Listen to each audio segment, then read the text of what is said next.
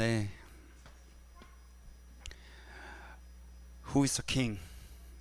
이번 주 하나님의 말씀 사무엘하 2장입니다.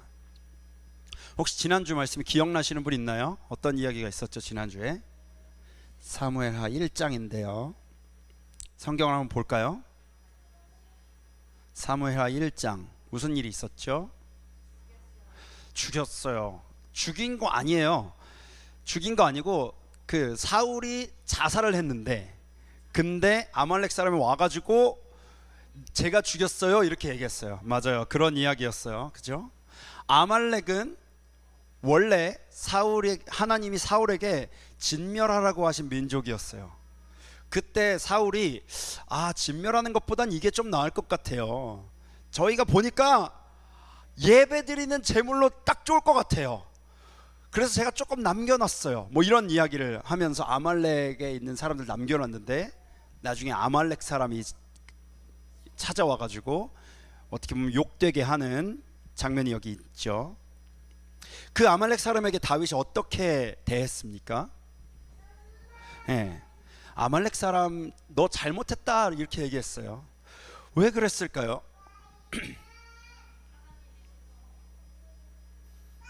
하나님께서 사울 왕을 세우셨고, 하나님이 세우신 사람인데 아말렉 사람이 와가지고 사울을 죽였다고 얘기를 하는 거예요. 다윗이 그걸 듣고 이거 아니다, 이거 아니다.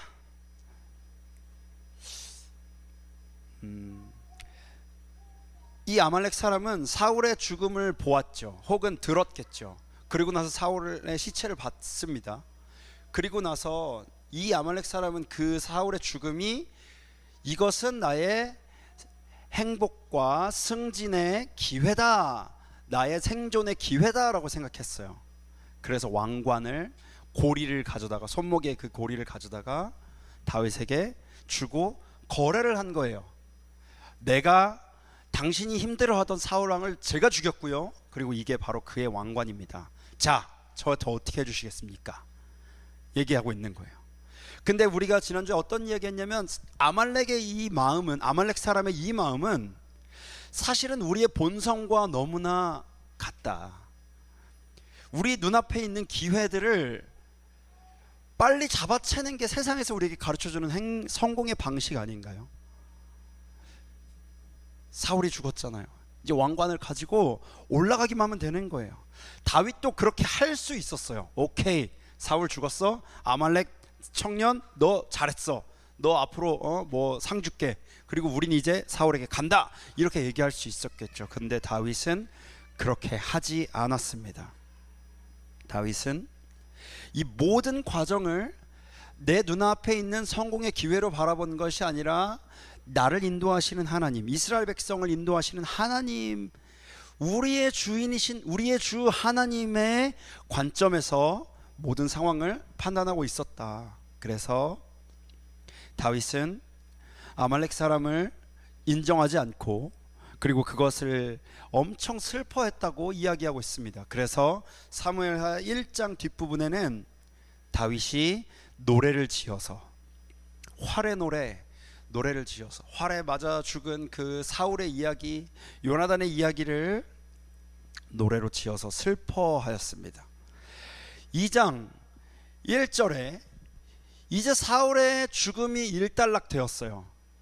이제 사울이 죽었어요. 그리고 나서 다윗에게는 이제 선택의 기로가 눈앞에 놓이게 된 것입니다. 뭐냐면, 이제 사울이 죽었으니까 그 빈자리를 가서 차지할지, 그리고 아니면 그 자리에 머물 것인지, 이것을 선택할 수 있는 기로에 놓여 있습니다. 한자로 무주공산, 여러분 무주공산 무슨 뜻인지 아세요?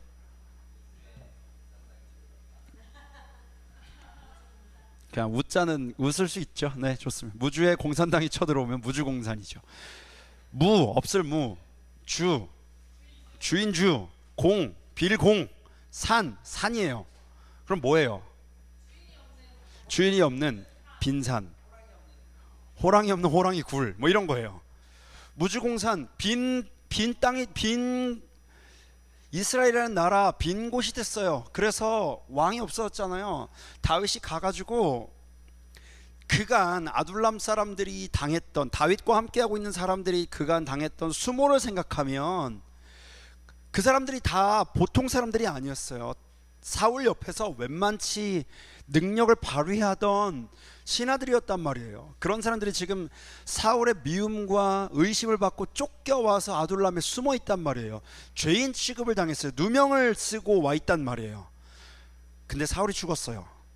그러면 당연히 이 사람들을 데리고 다윗이 할 수 있는 것은, 그간 이 사람들이 당했던 수모를 생각하면 당장이라도 사울의 통치 영역에 가서 사울이 통치했던 것처럼 왕이 되는 게 맞겠죠. 그리고 이것은 둘도 없는 기회죠. 그리고 다윗의 인지도 있잖아요. 다윗은 사울 왕권의 대장군 같은 역할이었어요. 다윗이 나가면 전쟁에 이겼던 일이 너무나 많았던 거예요. 사람들은 다윗을 알고 있어요. 저 어렸던, 그리고 저 젊은 용사 다윗과 함께라면 우리나라는 더 부강해질 수 있다는 걸 알았어요.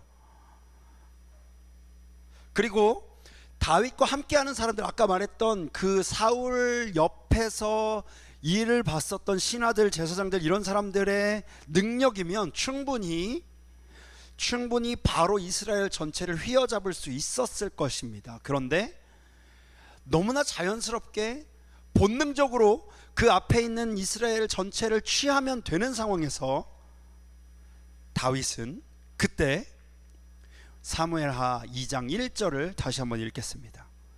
사무엘하 2장 1절입니다. 같이 읽을까요? 준비 시작.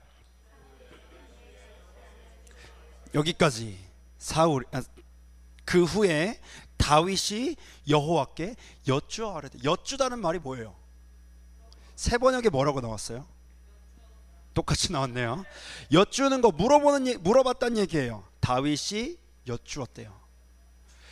너무나도 그 앞에 그 무주공산을 차지하면 되는 상황에 놓여 있단 말이에요. 근데 다윗이 그때 여호와께 여쭈었다. 샬, 묻다라는 히브리어입니다. 선대왕이 죽임을 당했어요. 그럼 당연히 가가지고 그 왕권을 차지하면 될 일인데, 그게 상황적으로 맞는데 사람들도 그것을 기대하고 인정하고 다윗이면 그러면 우리가 받아들일 수 있다라는 여론도 있어요. 그런데 상황적으로 그것이 맞는데 다윗은 거기서 멈춰 섰어요. 그리고 주님께 물었습니다. 여러분, 살다 보면 이런 일들 경험하지 않나요? 모든 상황이 다 맞아떨어져. 이거야, 나 이거 바로 여기로 가면 될 것 같아 라고 하는 일이 눈앞에 벌어지는 이런 다윗과 같은 상황 여러분들에게 혹시 있었습니까? 저에게도 있죠. 다윗은 그때 주님께 샬 물었습니다. 제가 이제 또 다른 페르소나가 이제 사회에서 일을 하는 광고 감독, 브랜딩 에이전시 이걸 운영하고 있는 사람이에요. 일을 하다 보면 질문을 들어요. 가야 됩니까? 말아야 됩니까? 이런 질문을 들어요. 작년 겨울인가 그런데, 지금도 제가 너무 생생하게 기억하는 일인데, 그때 이제 TV에 올라가는 그 연예인 이름이 뭐더라? 아나운서였는데, 아무튼 아니요, 저 여자분인데요. 예, 혜성. 신혜성? 신혜성은 그 신화고요. 전에 이혜성인가 그 사람하고 하는 캠페인을 뭘 찍는 일이 있었어요. 그래서 TV에 올라가는 캠페인 촬영을 했어요. 현장은요, 진짜 많은 사람들이 있어요. 조명 감독, 촬영, 이게 감독 한 명만 있는 게 아니라 조명팀이 오면 감독님과 똘마니들이 같이 와요. 촬영팀을 부르면 촬영 감독님과 촬영 똘마니들이 같이 와요. 그리고 헤어 메이크업을 부르면 헤어 메이크업 실장님과 그 똘마니들이 같이 와요. 그리고 모델을 부르면 모델이랑 그 모델의 매니저들도 같이 와요. 모델이 한 명이 아니에요. 그러면 모델이 또 5명이면 5명의 매니저들이랑 같이 또 와요.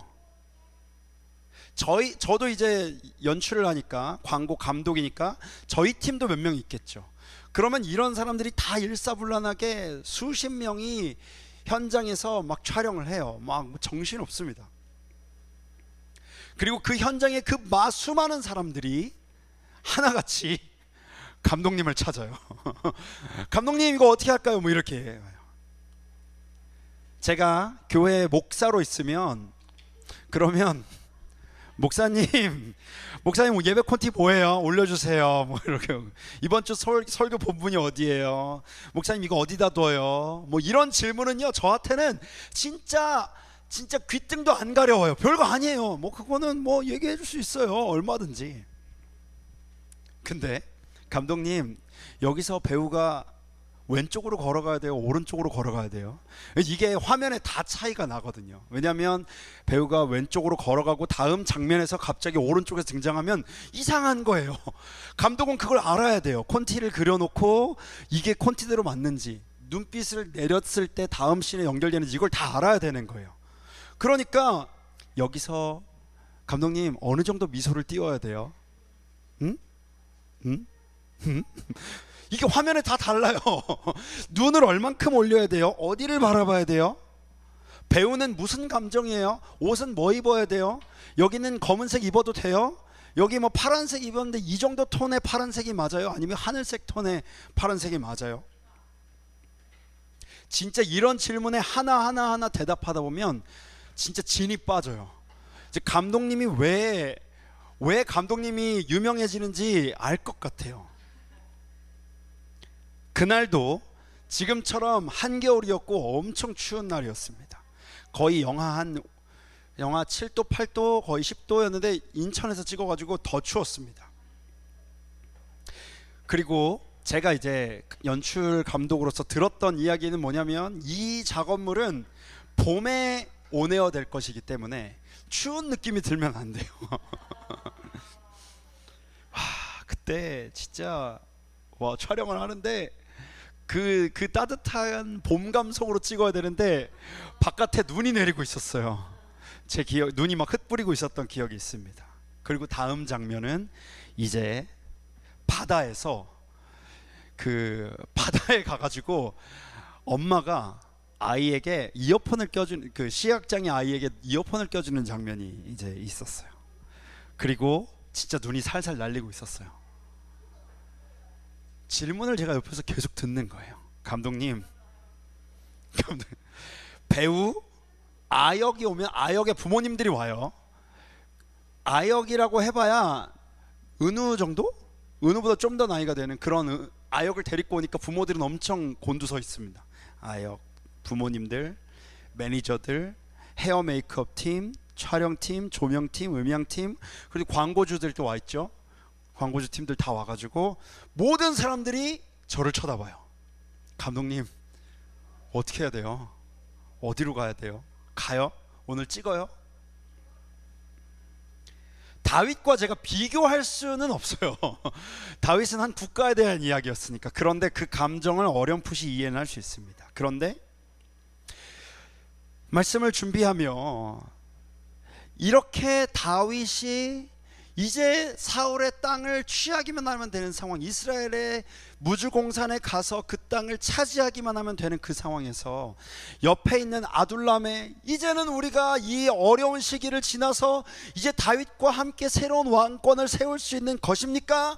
라고 물으면서 옆에서 대기하고 있는 수백 명의 사람들, 가족까지 생각하면 수천 명의 사람들, 그 사람들의 기대와 그 사람들의 질문과 의문과 이것에 대해서 다윗이 대답을 해야 하는 상황에 놓여 있었던 것이에요.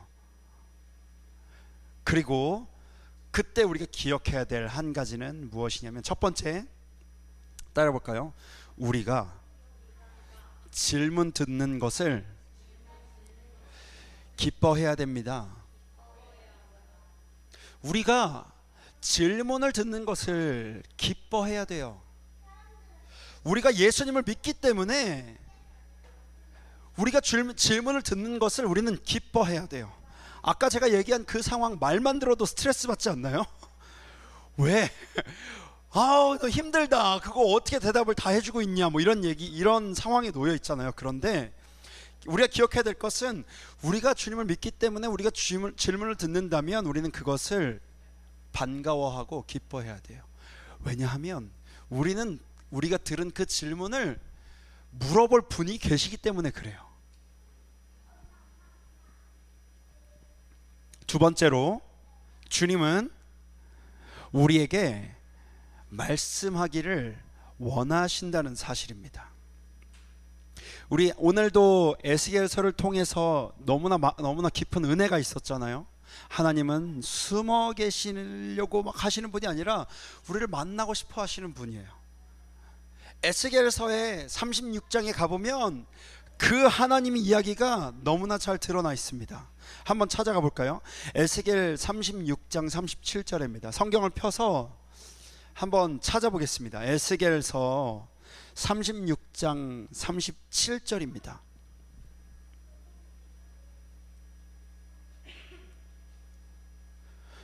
새번역 한 분, 그리고 개역개정판 한 분, 한 번씩 읽어보겠습니다. 새번역 누구예요? 네.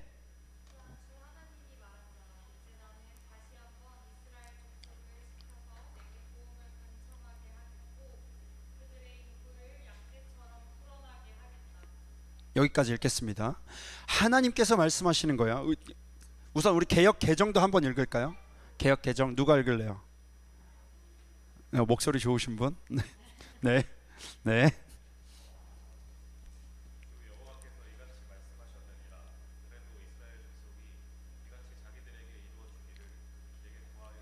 네, 여기까지요. 보세요. 하나님의 말씀이에요. 내가 아까 그림 봤죠? 완전히 폐허가 되고 완전히 길을 잃어버린 이스라엘 백성들, 완전히 폐허가 된 성읍 앞에서 에스겔이 하나님을 만나요. 그리고 하나님께서 뭐라고 말씀하시냐면, 내가 이스라엘 백성들을 회복시킬 것인데, 그런데 그들이 내게 간청해야 할지니라. 그들이 내게 이것을 구해야지 내가 그들의 기도를 들어주겠다. 주님은 우리가 그분에게 나가서 그분께 묻기를 기다리고 계세요. 그분께 나가서, 주님 앞에 나아가서 저 어떻게 살아가야 돼요? 라고 주님께 묻기를 주님은 기다리고 계시는 거죠. 적어도 제 관점에서는 예수님을 믿는다는 거는요, 그냥 보통 사람이 종교가 기독교로 바뀌는 정도로 저는 끝나지 않아요. 전 그렇게 절대로 성경을 바라보고 있지 않아요. 우리가 땅과 가족 설교를 통해서 우리가 확인했었던 건 뭐냐면, 나 한 사람이 예수님을 믿는다는 거는 천지가 개벽할 만한 놀라운 일인 거예요. 왜냐하면 나 한 사람을 통해서 내 가정이, 내 민족이, 내 가문이, 내가 속해 있는 나의 공동체가 다 하나님의 사람들로 하나님의 약속의 어떤 무대로 바뀌게 된다는 것이기 때문에 그렇습니다. 반드시 그 한 사람을 통해서 수많은 사람들이 변화하게 될 거예요. 그럼 우리는 내가 원하건 원하지 않건 자연스럽게 우리는 질문을 듣는 사람이 되는 거예요. 너 예수님 믿는다며, 너 교회 다닌다며, 너 기도한다며, 우리 어떻게 해야 돼? 알려줘봐. 내게 어떤 우한 질고가 찾아오면 사람들은 이제 물어보는 거예요. 너 예수님 믿는다며, 우리한테 왜 이런 일이 벌어지는 거야? 우리 어디로 가야 돼? 이사 저기로 가야 되는 거 맞아? 지금이 맞아? 지금이 이 일을 해야 될 때가 맞는 거야? 너 예수님 믿는다며. 우린 자연스럽게 많은 사람들을 주님께로 인도하는 리더, 인도자의 역할을 맡게 될 거예요. 그걸 내가 원하건 원하지 않건 우리는 그 자리에 서 있는 겁니다. 그리고 우리는 질문을 듣게 되는 거죠. 이거 맞아? 일로 가는 게 맞아? 어떻게 해야 돼? 오늘 우린 뭐 해야 돼? 그 질문 앞에 우리는 그 질문들을 들고 주님 앞으로 나아가야 됩니다. 다윗 옆에 있는 많은 사람들이 이렇게 얘기했을 거예요. 다윗 바로 지금이에요. 지금 가면 돼요. 지금 가서 점령하면 돼요. 이렇게 아마도 주변의 많은 신하들이, 그 팀들이 말했겠지만, 다윗에게는 하나님께 묻는 것이 더 중요했습니다. 왜냐하면 다윗을 여기까지 인도하신 분이 바로 하나님이시기 때문에 그렇습니다. 그날 그 촬영장에서 제가 저한테는 일상적인 일이지만 그날 제 기억을 더듬어 볼 때 그 수많은 사람들의 질문 앞에서 하나님께 기도했던 기억이 있습니다. 하나님께 나아갔어요. 하나님, 제가 사실 진상 부리면서 에이 무슨 눈이 내리는데 봄 촬영을 어떻게 하라는 겁니까? 이러면 얘기하면서 제가 진상 부리면서 나가면 그래도 될 일이에요. 그런데 하나님께 나아갔어요. 왜냐하면 그 촬영팀들과 그 스태프들 중에 전체는 아니지만 일부와 제가 대화하며 나누며 어떻게 하나님 앞에서 이 크리에이티브한 그 직종에서 어떻게 살아가야 될지, 그 생태계에서 예수님 믿는 것은 무엇인지를 대화해온 과정이 있기 때문에 그렇거든요. 그 중에 몇몇 사람들을 제가 목사인 줄 알아요. 저한테 물어보는 거예요. 목사님 어떻게 해야 돼요? 촬영? 제가 그것을 들고 하나님께 기도하러 나갔어요. 근데 그날 더 재밌는 건 뭐냐면 아까 말했다시피 영하 10도고요. 그리고 촬영 감독님이, 스톤 감독님이 그날 그 씬이 끝나면 캄보디아행 비행기를 타야만 했어요. 영종도에서. 아역 배우는 추워서 막 오들오들 떨고 있고요. 그리고 그 아름답고 따뜻한 느낌의 바다를 구현해야 되는데 하늘에 눈이 내렸기 때문에 먹구름이 막 가득했거든요. 수십 명의 사람들이 다 저를 쳐다보고 있습니다. 그 오들오들 떨면서. 저는 아무것도 보이지 않았는데 하나님께 기도하니까 하나님께서 가라고 하는 마음을 주셨어요. 진짜 놀랍게 해봐. 물론 하나님이 제 귀에다 대고 운기야 해봐 이런 그 목소리로 나온 그게 아니라 하나님께서 이게 가야 된다고 하는 그 마음을 저에게 주셨습니다. 그리고 그렇게 촬영을 갔는데 촬영을 세팅할 때까지만 해도 하늘에 먹구름이 가득했는데요, 정말 놀랍게도 제가 화면을 지금 못 가져와서 아쉽지만 그 한 씬을 딱 찍는데 엄마가 아이에게 그 이어폰을, 시각장애 아이에게 이어폰을 꽂아주는 그 장면에 하늘이 열리면서 빛이 쫙, 영종도의 그 햇빛이 갑자기 그 촬영 현장 그 두 모델을 향해서 빛이 쫙 넘어오고 저희는 그것을 찍고 그리고 나서 컷하는 순간 먹구름이 드리웠어요. 제가 무슨 기적을 말하면서 기적적으로 하나님은 역사하는 분이다 이런 얘기를 하려고 이 얘기를 꺼낸 게 아니에요. 질문을 들었고 저는 그것을 가지고 기도하는 자리에 나아갔어요. 여러분들이 사는 삶과 크게 다르지 않아요. 제 인생이 제 삶이 그렇게 다르지 않아요. 그런데 그 자리에서 기도했어요. 그리고 정말 그런 일들은 저희 가정에는 정말 많아요. 제가 살아가는 삶에는 그런 일들이 정말 많아요. 올라가라, 이것이 주님의 대답이었어요. 다윗은 사람들이 뭐라고 얘기하던 나를 여기까지 인도하신 분이 하나님이라는 것을 믿기 때문에, 앞으로 나를 인도하실 분이 하나님이라는 것을 믿기 때문에, 하나님 어떻게 해야 됩니까? 이렇게 물었고요. 하나님은 거기서 올라가라 라고 말씀하셨습니다. 이것이 주님의 대답이었습니다. 우리는 살아가며 내 행동에 출처가 있는가? 내 결정에 근거가 있는가? 우리는 언제나 생각해 봐야 됩니다. 다윗에게 그 행동의 근거는 바로 주님이셨습니다. 그리고 다윗이 또 질문합니다. 다윗이 아뢰되 어디로 가리이까? 다윗에게는 적어도 두 가지의 선택지가 있었을 것입니다. 하나는 기브아예요. 기브아는 어디냐면 사울이 통치하던 곳이에요. 사울이 그 당시에 사사들처럼 사울도 자기의 고향에서 통치했습니다. 다윗이 기브아로 가서 사울이 만들어 놓은 그 인프라를 활용했어도 됐을 것입니다. 또 그 당시 모든 사사들이 그랬던 것처럼 다윗도 자기의 고향인 베들레헴으로 가는 선택지가 있었을 것입니다. 거기에는 다윗에게 심정적인 지지를 보내는 수많은 사람들이 있었을 겁니다. 가족들이 있었을 겁니다. 가문이 있었을 겁니다. 그런데 다윗은 하나님께 물었습니다. 어디로 가야 될까요? 그때 하나님은 헤브론으로 가라고 하십니다. 지도를 한번 볼까요?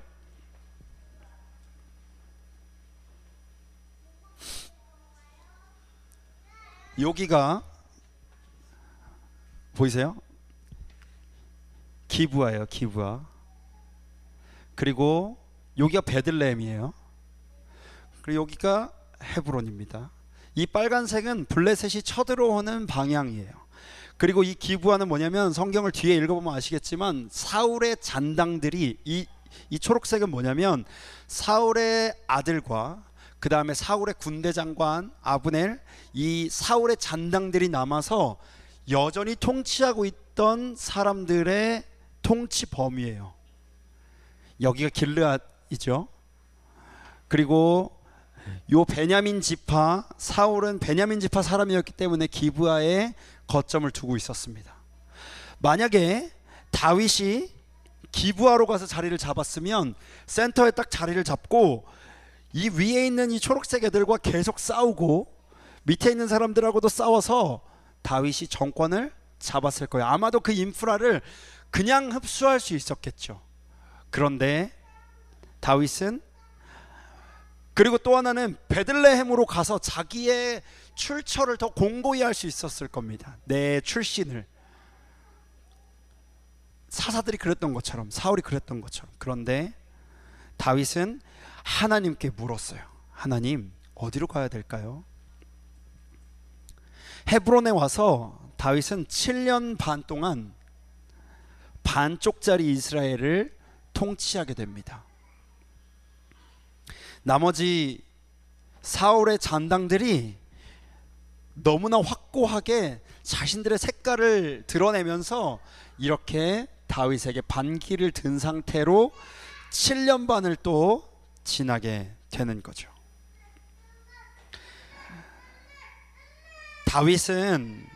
다윗은 내가 편한 대로 사람들이 하던 방식대로 통치할 수 있는 자리를 잡을 수 있었을 것입니다. 그런데 다윗은 하나님께 물었습니다.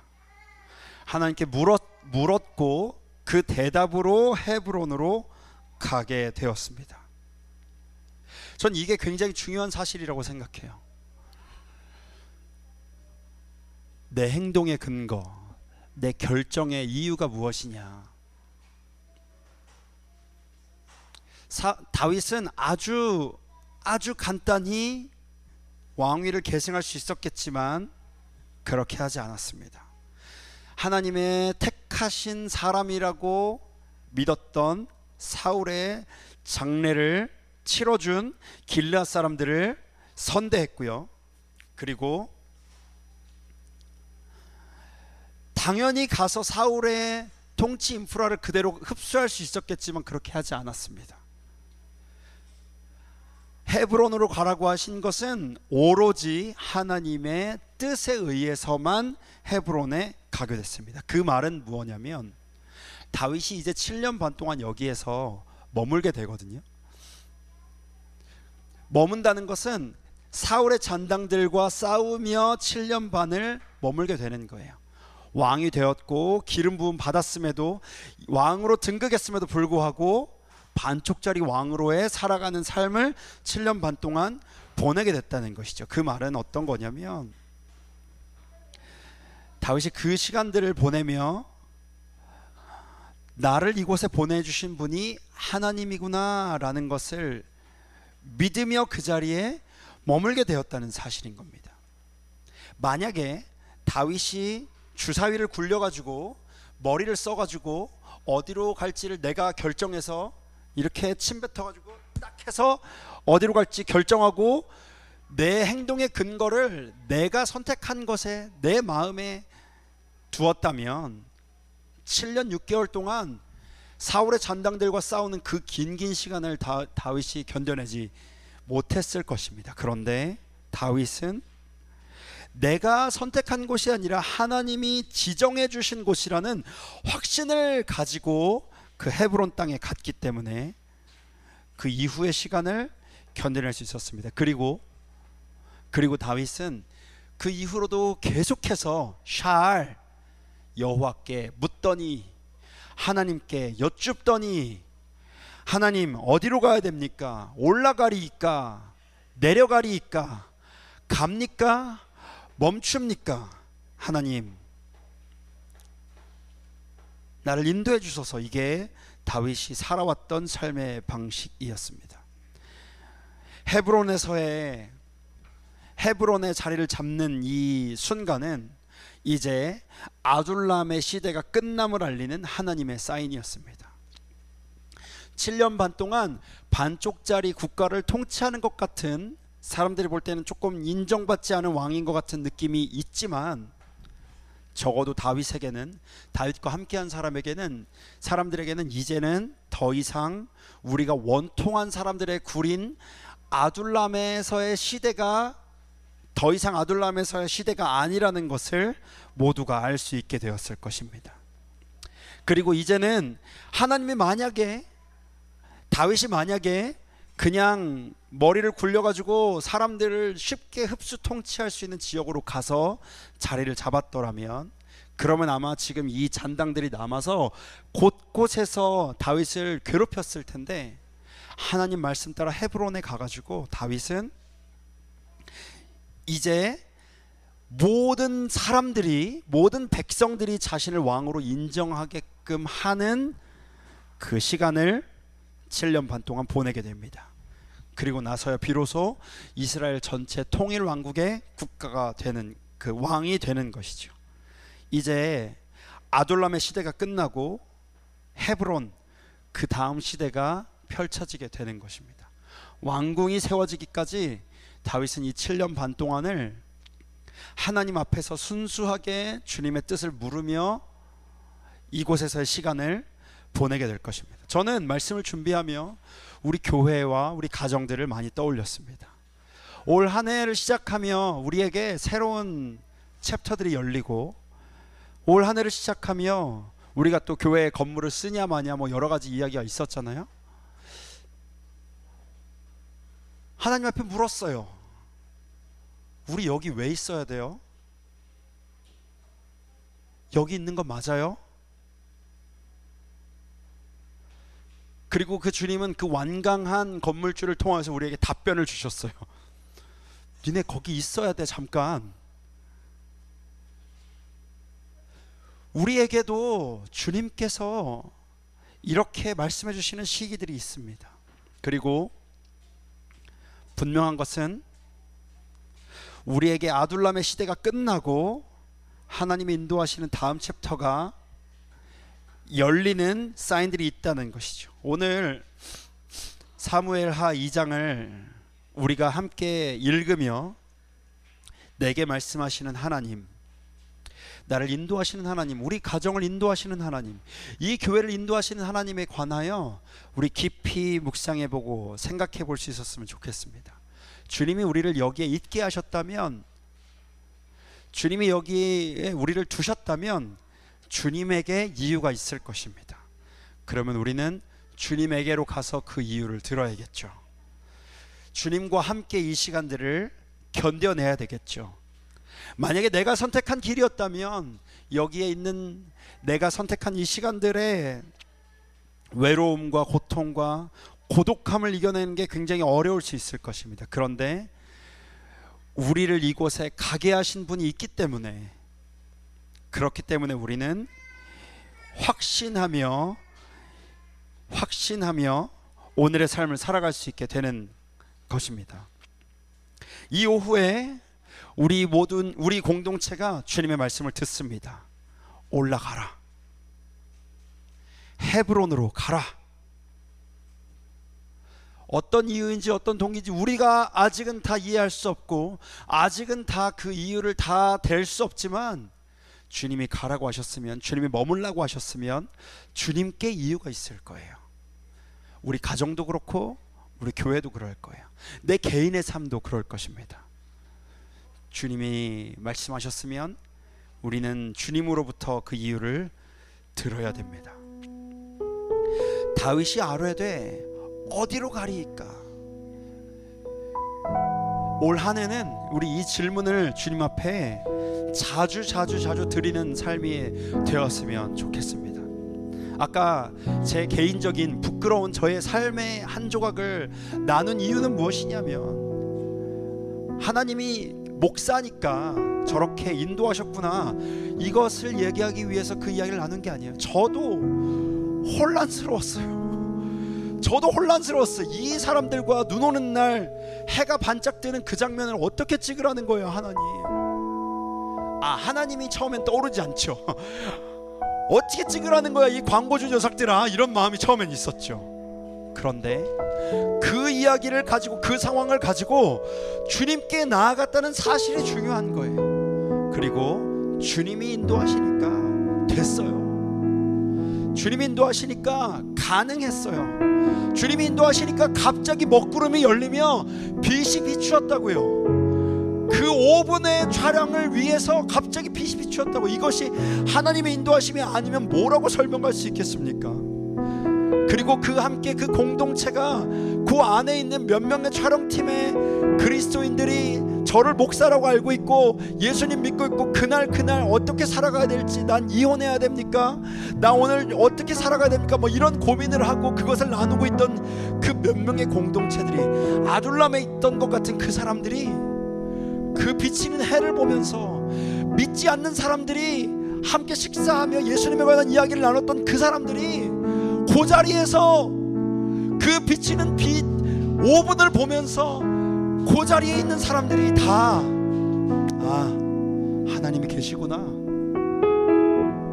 목사님 말대로 가보니까 되는군요, 기억해 볼게요. 다윗 옆에 있는 사람들은요, 오늘 드디어 나의 슬픔과 원통한 삶이 끝나는구나 라고 생각했을 겁니다. 그런데 하나님께서는 다윗과 그 사람들을 헤브론으로 보내셨습니다. 7년 반을 또 침묵하게 하셨습니다. 그런데 그 일이 지나고 나니까 진짜로 그때서야 비로소 모든 사람들이 인정하는 통일 왕국의 왕으로 다윗이, 그리고 아둘람의 사람들이 정권을 잡을 수 있게 되었습니다. 사랑하는 여러분, 주님이 가라고 하시면 거기엔 이유가 있어요. 주님이 멈추라고 하시면 거기에 이유가 있어요. 가장 불행한 사람은 뭐냐면 주님께 묻지 않고 결정한 사람들인 거예요. 주님께 묻지 않고 하지 않고 내 본능과 내 상황과 내 논리에 맞는 결정들을 하며 살아가는 것이, 그런 사람들이 가장 불쌍한 사람이 되는 거예요. 부디 이 교회는, 우리 교회에 속한 우리 가정들은 주님께 묻고 살아가는 사람들이 되시기를 주님의 이름으로 축복합니다. 함께 기도합니다. 하나님, 나는 너무나 본능적으로 살아가는 사람입니다. 나는 너무나 내가 계산해가지고 옳다고 여기는 것만 결정하며 살아온 사람이었습니다. 혹은 하나님, 저는 너무나 결정하는 게 어려워요. 모르겠어요, 어디로 가야 될지. 그런데 제가 이제 주님께 묻는 사람 되기를 원합니다. 주님께 묻고 그분의 말씀을 따르기로 결정하는 사람 되기 원합니다. 그런 사람 되게 하여 주시옵소서. 함께 기도하며 하나님 앞에 나아가십시다. 함께 기도하겠습니다. 하나님 감사합니다. 주님께 묻습니다. 어디로 가야 됩니까? 멈추어야 됩니까?